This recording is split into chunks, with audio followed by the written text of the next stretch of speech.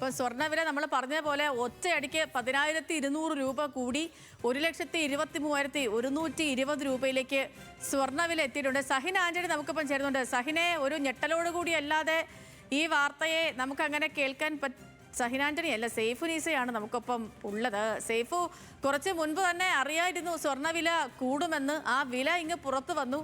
സർവകാല റെക്കോർഡാണ്. സർവകാല റെക്കോർഡിലേക്ക് എത്തിയിട്ടില്ല സേതു.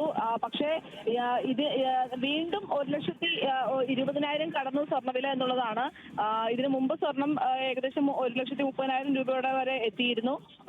നിലവിൽ ഈ സ്വർണ്ണവില കൂടാനുള്ള ഒരു കാരണം എന്ന് പറയുന്നത്, ഈ കഴിഞ്ഞ ദിവസം പ്രധാനമന്ത്രി തന്നെ ആഹ്വാനം ചെയ്തിരുന്നു, 1 വർഷത്തേക്ക് സ്വർണം വാങ്ങരുത്, രൂപ വലിയ പ്രതിസന്ധിയിലാണ്, അതുകൊണ്ട് സ്വർണം വാങ്ങരുത് എന്നൊക്കെ നിർദ്ദേശം നൽകിയിരുന്നു.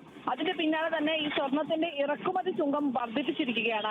അത് വലിയ വർധനയ്ക്കാണ് ഇടയാക്കിയിരിക്കുന്നത്. ഇപ്പോൾ അതിന്റെ ഡ്യൂട്ടി 5% മുതൽ 10% വരെയും, സെസ് 1% മുതൽ 5% വരെയും, അങ്ങനെ മൊത്തം ഇറക്കുമതി തീരുവ 15% സ്വർണത്തിന് കൂട്ടിയിരിക്കുന്നത്.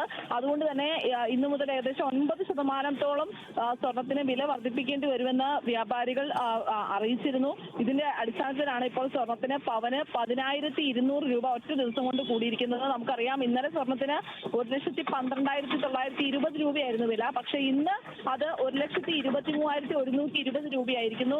ഒരു ഗ്രാമിന് മാത്രം. കഴിഞ്ഞ ദിവസങ്ങളിലൊക്കെ ഗ്രാമിന് 50 രൂപയും 20 രൂപയൊക്കെ കൂടിയിരുന്ന സമയത്ത് ഇന്ന് ഗ്രാമിന് കൂടിയിരിക്കുന്നത് 1,275 രൂപയാണ്.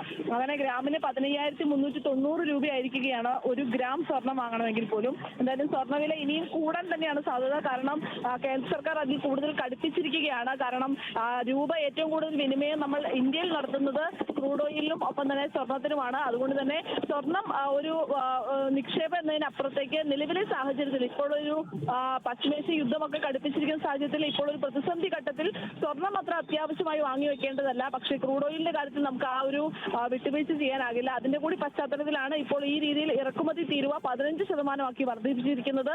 അതിന്റെ അടിസ്ഥാനത്തിലാണ് ഇപ്പോൾ സ്വർണ്ണവില 9% വരെ കൂടുകയും ചെയ്തിരിക്കുന്നത്. ശരി സൈഫുന്നീസ.